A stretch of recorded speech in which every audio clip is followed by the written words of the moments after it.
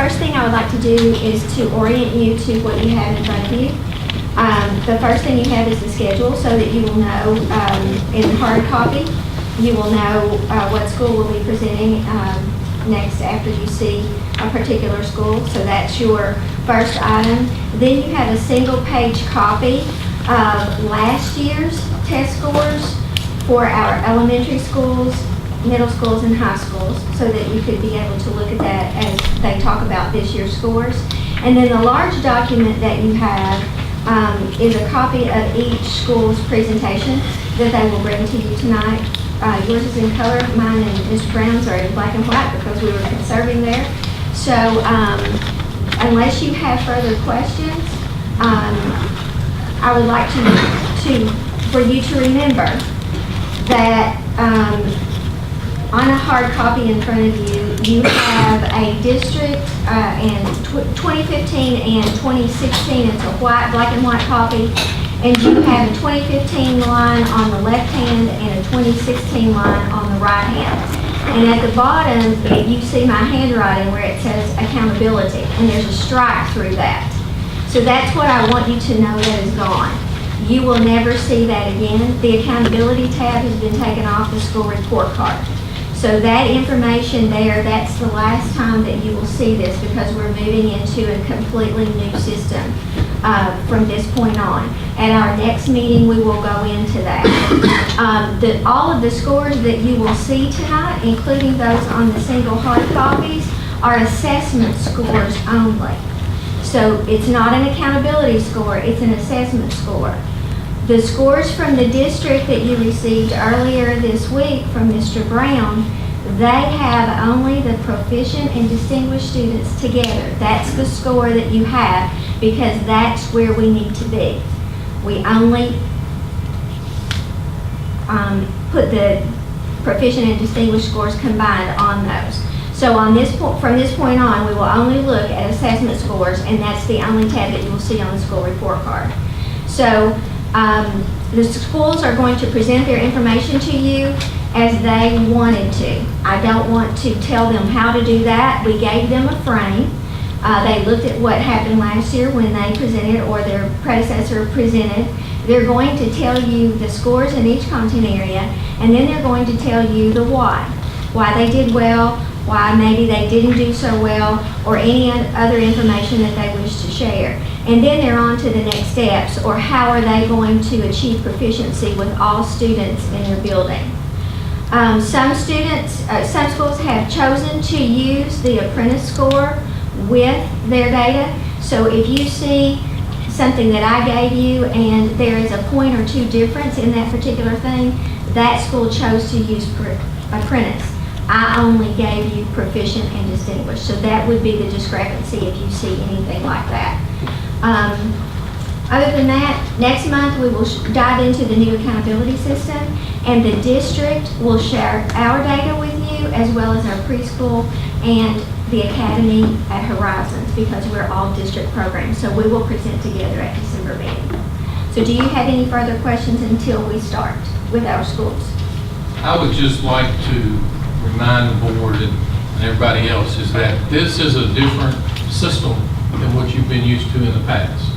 And it's very, I don't want to say not impossible, but almost very difficult to compare last year's scores with the information that you're getting this year, because it's not the same test, it's not the same type of data, and so you have to be very careful in doing that. Remember, this is last year and this year are baseline scores and on the new system, and so we don't want to compare. It's not apples and apples, it's apples and oranges, so just remember that. Now, there is some similarities, and I'm sure when the principals do their report to you all, they will point out some of the similarities and some things that they feel good about and some areas they want to do.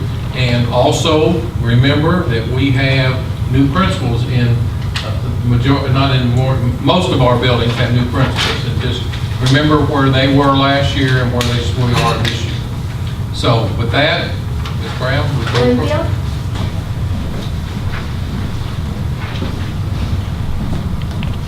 Good evening. For those of you who haven't had a chance to meet me yet, I want to introduce myself. My name is Joshua Ward. I'm the assistant principal at Boston this year. Ms. Cole isn't available this evening, but she sends her regards, and we will certainly convey all your information and comments to her as soon as we can. Boston has a lot to celebrate this year, and I certainly would like to say that I feel like I won the lottery. Because as someone coming in from the outside, I have wound up in a place that is amazingly committed to students, and that's both our staff, our faculty, and the community around the school. And I think you'll see that's reflected in the data as well. Our strengths, as you can see up there, first and foremost really is our relationships. It is very common at Boston to see faculty working with students way before contract time begins and way after contract time ends. In fact, if I walk into a teacher's room and they're on planning, they'll have 3 or 4 students in that room working with them on a project, getting tutoring, retaking a test, whatever it is. Our faculty are committed to those students from the very beginning of their career at Boston in kindergarten all the way to their time that they leave in 8th grade. And I think it's a relationship that we take very seriously because we know they are ours for 9 years of their lives, and that's a really great gift to have. Our Olveus program has really taken off. Last year, I know Ms. Cole shared with you that we were one of the first schools in the state to embrace Olveus. It's sponsored by the KDE Department, Kentucky Department of Education, and it's an anti-bullying program. So our students receive some intense education from our counselor on bullying and just how to treat each other in general. Social skills awareness, things of that nature. They have family meetings. Last year we did family meetings on Wednesday. This year we do family meetings Monday mornings. It's the first thing students do when they walk in. So if they've had a rough weekend, they share what happened over the weekend with their peers. If they want to set some goals as a class for the week, they set some goals as a class for the week. What do we want to accomplish together this week? And you'd be impressed at the things that students share openly with each other. Some of our students who have one female student who lost a brother last year was really struggling and shared that openly with her peers, and they were able to support her in their family meeting because of that type of community that they've created in that space. In our middle school, I know Ms. Hendricks, our instructional coach, was able to walk in this year and see a dialogue about world religion and things that were taking place in there in a very safe environment where students could feel really supported and express their beliefs on certain things. We actually are an Olveus model school, and this year have been told that if it's all right with us, we will have visitors from other schools come to us as recommended by KDE to see the work that we're doing in terms of our anti-bullying programs. So we're very proud of that. We have very focused interventions. Students receive math and reading interventions depending on what they need. If they need both, there's an A week and a B week schedule where they receive interventions on opposite weeks. And we pull all of our support personnel for an all hands on deck approach for our interventions. Our students are very, very focused during intervention time, and it's very common to see teachers even pulling in or pushing in during that time to work with students as well. We have an incredible data dashboard. Again, we are very blessed to have an incredible instructional coach, and she has a data dashboard that compiles everything electronically. At a given second, I can find a student's MAP scores from the last 4 years. I can find KPREP scores. I can find every score that I would need and talk to that student about what I'm seeing in terms of growth or where they need to be. And the last one, the development of critical thinking that happens at Boston is unparalleled to anything I have ever seen at the school. And I have the very good fortune to teach 2 sections of 5th grade science. And the questions that our students take leaps to ask is outstanding. If you give those students one simple concept, they will take it to the next level. Well, Mr. What if we did this? Or what if this happened next? Or what if we didn't have that and then this happened and then we did this? Their questioning and their innate desire for learning, their internal motivation is something every teacher would want to have. And I think that's because they feel so comfortable with those relationships they've established, they know they can take risks because there's no such thing as failure. It's just another opportunity for learning. Part of what I said earlier is really true. If you look at the 2 on the left, those are students entering kindergarten. The photos on the right are those students at their 8th grade promotion ceremony. It is a responsibility that we do not take lightly. Ryan Fugit, the teacher in the bottom left corner, has said many, many times, and even my 3 months there, Josh, it's my job to make sure these students love school. Because I am the first contact they have with school, and if they don't like kindergarten, they're not going to like the rest of their schooling. So it is my job to engage, engage, engage. And if you walk in either hers or Teresa's room, the woman on top, our K-1 split, those students are going to be engaged. Because they see it as their priority to make sure those students love Boston from the first day they walk in the door. And on the right-hand side, you see our students at our promotion ceremony. This speaks to Ms. Call and the culture that she has helped create at Boston. The photo in the bottom center, that student missed the promotion ceremony. it was still very important to her and very important to that boy that despite his being ill, he got to have a photo with the principal and be promoted onto Thomas Nelson at the end of the school year. This speaks to some of our community partnerships and the relationships we have in our building. The top left, you may notice Teresa again. She's in the center there. Those are her students she had in kindergarten, and that's their last day of 8th grade. They went back to where it all began because she still checked up on them 9 years later. The bottom left corner, we have a photo of our most recent event with our PTA. We have an incredible PTA. Our fall festival this year raised 4 times the amount of any of the fundraisers we've ever had in the past, and it was exceptional. And we had community members there, donations, vendor booths, everything. It was just truly exceptional. It was a lot of work, but it was outstanding. Kind of continuing over, this gives you an example of some of the things that we do as a Title I school. Being a Title I school, we're constantly seeking parent involvement and family feedback on things. And this was an opportunity at Parent University for families to vote on our next family night. And so they got to use stickers as a family to vote for their top 2 choices of all the different events that we had listed there. Now, I will tell you that in just a few weeks, if you are in a holiday mood, there will be a Polar Train night, and I've already bought my conductor costume. So it should be a lot of fun for everybody at Boston. And we don't do anything low-key. We definitely go over the top, so it's going to be an exceptional evening for sure. And again, that's the fun side of things. We also seek parent involvement and parent feedback on everything. There's a live survey, a Google form that's on our website that seeks feedback from parents 24/7. It's something I check each week to see if there's new feedback. They can post a name or it can be anonymous. Anything, and they can ask who they want it to be delivered to. And we sort that out. So we constantly get feedback from families on things that are working well and areas for improvement.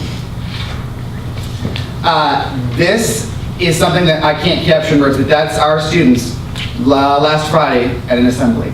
We celebrated our academic success by bringing Joe Washington, the man in the bottom left corner there, to come and praise our students for the good work that they did. And a few years ago, under the old system, we were a school distinction. We had t-shirts made that said Boston Rocks. Well, now this year, if you can see some of the teachers in the black shirts, they say Rock On, Boston. Because for the second time, we feel like we've done a very good job of distinguishing ourselves academically. And so our students are really proud of that culture. Every Friday is a school spirit day. Students are encouraged to wear school spirit apparel and really feel a part of that community. This is some of the crazy things that happened this Halloween, and you may have seen some of these pictures on Facebook. Our 4th and 5th grade team there dressed up as Ninja Turtles. Miss Call and Miss Hendricks down there in that bottom right, and Miss Johnson, our counselor, up there in the top right. And then myself as that giant dinosaur greeting kids at Car Rider Line in the morning. And we put this in here because it's still the talk of the town. I told Miss Hendricks we walked in, I was still getting questions at the bus dismissal day as to why I was not still in the dinosaur. Most students now either call me Mr. DeRoar or the Dorosaurus Rex. But our attendance rate is 95.8%. It's above the district average and it's above the state average. Our students come to school because they want to have fun, and they just never know what kind of exciting things we have planned for them. I mean, I will tell you, in that 5th grade science class, I brought crickets. We were talking about ecosystems, interdependence ecosystems. Okay, crickets. I spent 80 cents at the feeder supply. 80 cents, wasn't even $1. And you would have thought they were gold. I mean, they wanted to learn about crickets, find out about crickets, do everything they could about crickets. We have tadpoles in our room right now. And 2 students voluntarily, during their time in computer lab, they created slideshows on the life cycle of a frog because they wanted to learn more about all those tadpoles that we have in our classroom. They love all those little things that we don't think as teachers and administrators make a big difference. They love every single one of those things. To look at some data, in the elementary area, we went up in reading, 61% proficient distinguished, and there's a breakdown by grade level. And in elementary math, we did go down slightly this year. That is, we have 2 areas where we went down. Elementary math is one of those areas, but we have a plan for how to fix that. And you can see the scores by grade level there. What's your plan? In math, we actually have a whole plan to realign our math, make sure our math curriculum is realigned with the Kentucky Core Academic Standards. Our instructional coach, Michelle, actually is working on that right now as we speak. We started talking about that as soon as we got the results last week. We have 3 teachers that are going to a KCM, the Kentucky Council for Mathematics, next meeting. After they attend that meeting and that training, they're going to come back and spend 30 minutes each at the following 3 staff meetings to share all of that information and knowledge with us to talk about how we can better our math instruction all across the grades. So what do you attribute the drop to? It's really a great question. Honestly, there's one, it's 5th grade in particular, where we have just some students who are not as motivated academically as maybe we would hope they would be. And we saw, if you look even from the 5th grade year to the next year after, that's the grade that follows us and causes us some grief. And we have an instructional assistant in that room this year. We have some other folks that are really working to get them excited and engaged with mathematics in particular. And you'll see the teacher they have this year, she's in the middle school. Last year she had 67.3% proficient distinguished. She's an engaging, exciting individual to be with. She will definitely pull those scores up this year for sure, for that class. Our middle school reading scores were 77.6% proficient distinguished, which I think is outstanding. And our math is 67.3% in middle school.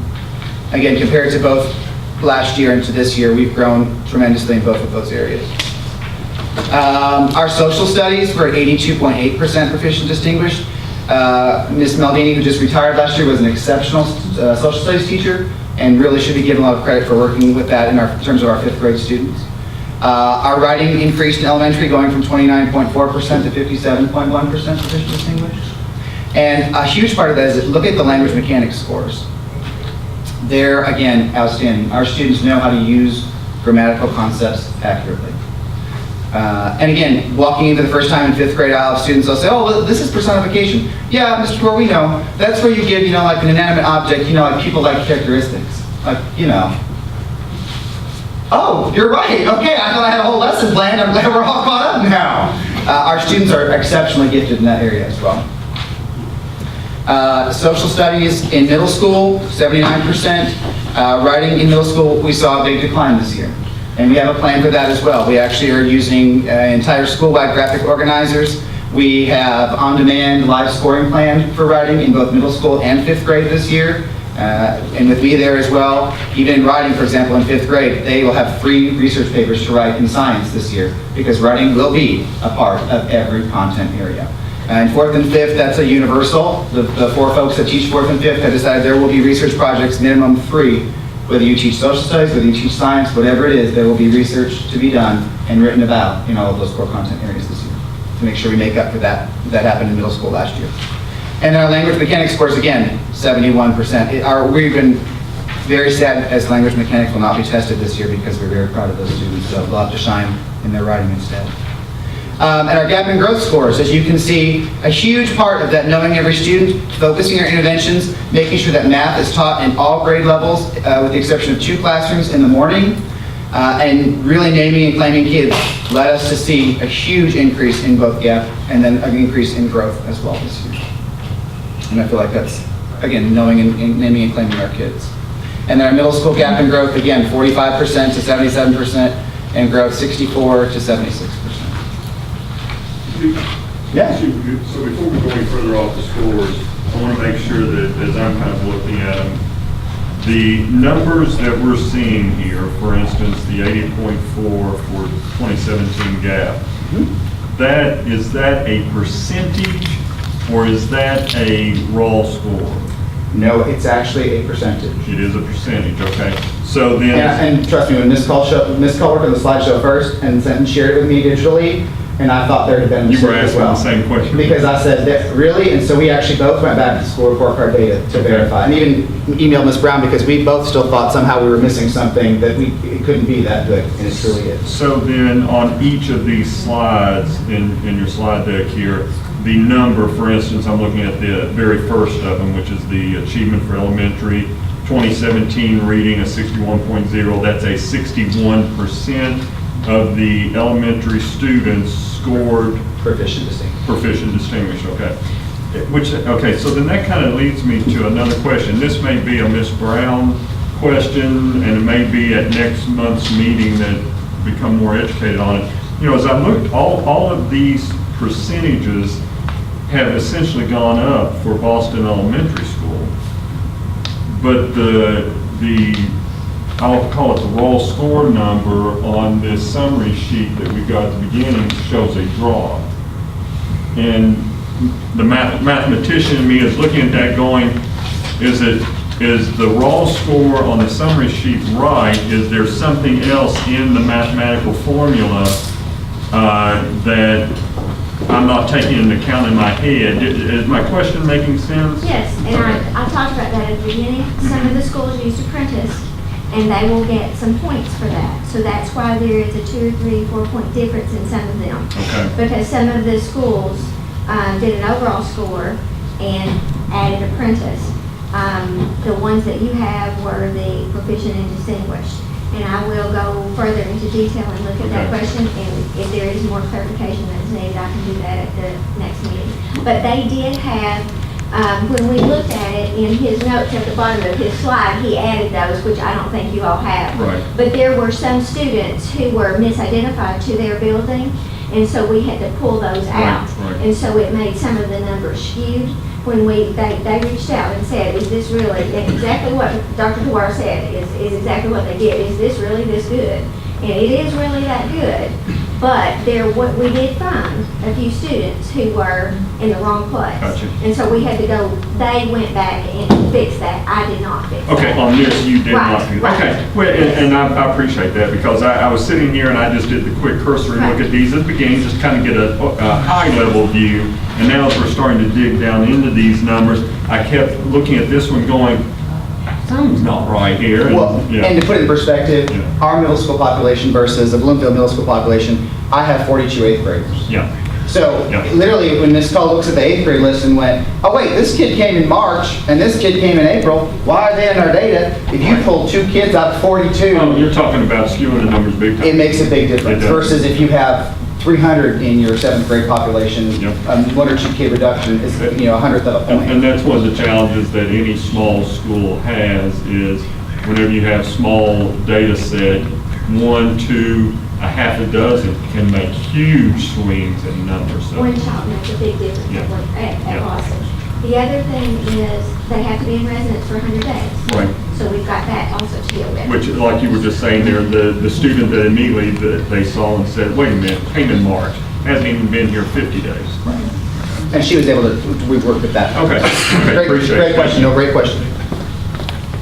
And I only have one more slide, and then I promise I'll be done taking your time. The last slide just is what we plan to do in the next step, the next round of things this year, which I mentioned earlier, the core team training and math strategies through the Kentucky Council of Mathematics, our continued realignment of existing math curriculum and materials to the KCAS standards. That is something we're continuing to work on. We are developing common writing organizers or developing our writing assessments for the spring, at least doing 2 with 5th and 8th where it's scored, but then also pushing into 4th so that they're prepared for 5th in the following year, and 7th as well. And our administrative team actually, we have a list of non-negotiables that we've already begun to compile in the parking lot for next year. And one of mine, and I like what you said about we write like we speak, is I'm kind of a jerk that you can't answer a question without a full sentence. And so part of that is that we've discussed as an administrative team is next year, if you say to a student, well, why is this way? Right now they'll say, oh, because this.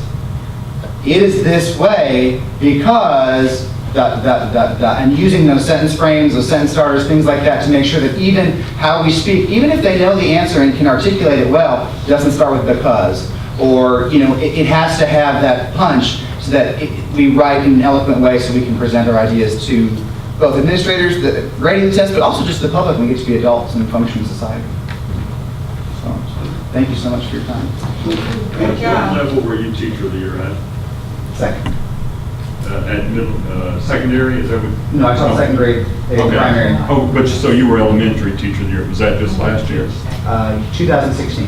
2016, so what brought you to Nelson County?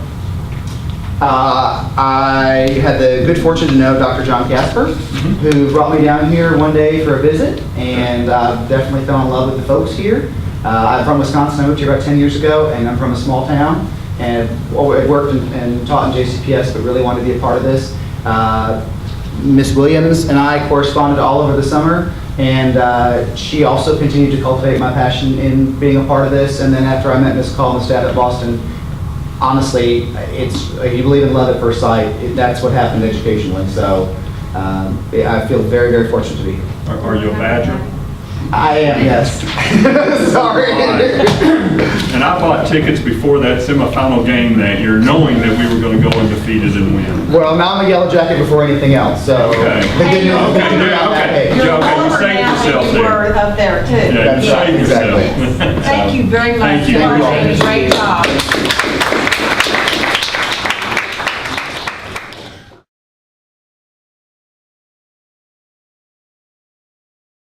Ms. Bree, before we go on to the next thing, I just want to ask, the administrators that are still left, take a look around at the other administrators in this room if you would. Just take a moment and look at who all else you've got on your team. I think possibly this is one of the strongest building level administrative teams in the 9 years that I've been on the board that we've had. Damon, I'll say, I've been doing this for 43 years, and we have as good, and especially as good a young bunch of building level administrators in this county. And, with all the changes and turmoil you came up and you got to this point with these people, I think is a testament of this district's resiliency and for these people, and I congratulate them. You look, and again, you look around the room and you see some folks that maybe were a peer administrator the year before, or maybe were a classroom or an instructional coach, educator before, and now you're sitting as that administrator in the building. The resources that are among this team, the ability to rely upon each other, and I've always thought the hardest thing for any human, forget it being a teacher, any human to do is to say, I don't really know, can you help me? And especially as educators, because we're supposed to know the answers, right? And because the kids always go, well, Mr. Bradley, what's the answer?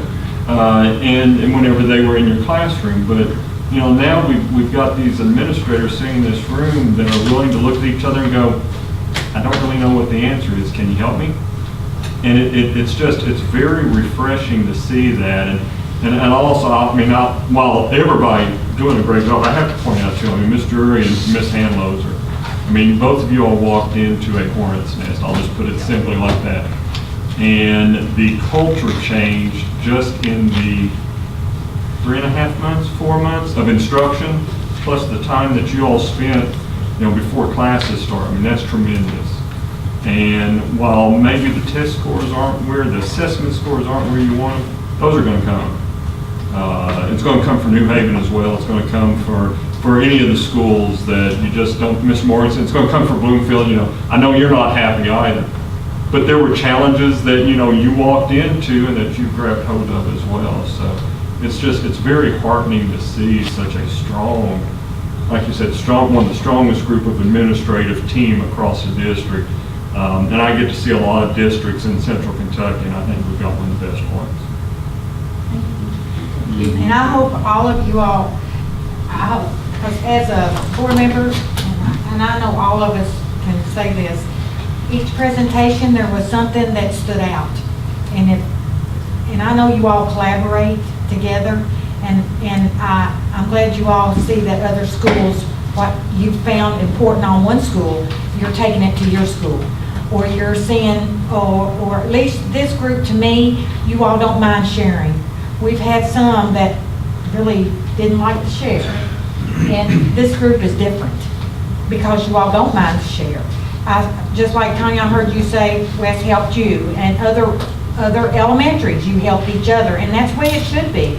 This thinking that you're the only one in the whole you're not by yourself, because we have 3 or 4 schools that need help. Are just now getting back on their feet. And if you can go from there and say, I do need help, then that's to me, that's 2/3 of the battle, is to get the help. And because we're only helping the kids. I don't care, I care about you all, don't get me wrong. But the kids is what counts here. It's not us, it's you all and the kids, and those kids deserve it. We deserve to give Nelson County students the best education we can give them. And being funds are going to be restricted, I know that, you know that from just listening to our governor. And we just have to pull it, we have to make it work, we have to pull it together and make it work. And I do appreciate all you all help, believe me, I appreciate it. We're And I going to thank see you. some positive changes. Go visit New Haven to see what they're, Oh, I there's so have. much love in that building. Go visit Foster Heights, Oak Kentucky Home, every one of you. There's so much love, and they love their students. They don't do it for nothing Yep. but pure love. I know it when I walk in It's those great to see buildings. those buildings now thriving Yes. and positive energy and kids learning. I love to see that. People are respectful and Yes. love that. So thank you all. Just keep up the good work. And we also need to thank Ms. Williams and Ms. Brown for their Yes. leadership in this process also. So Thank we've you, kind of thank all you. been together. There's a quiet force behind the scenes. aren't there? Yes. Sometimes, what was that, sometimes quietness happens. If it's a UK ball game day, it's not. That's right.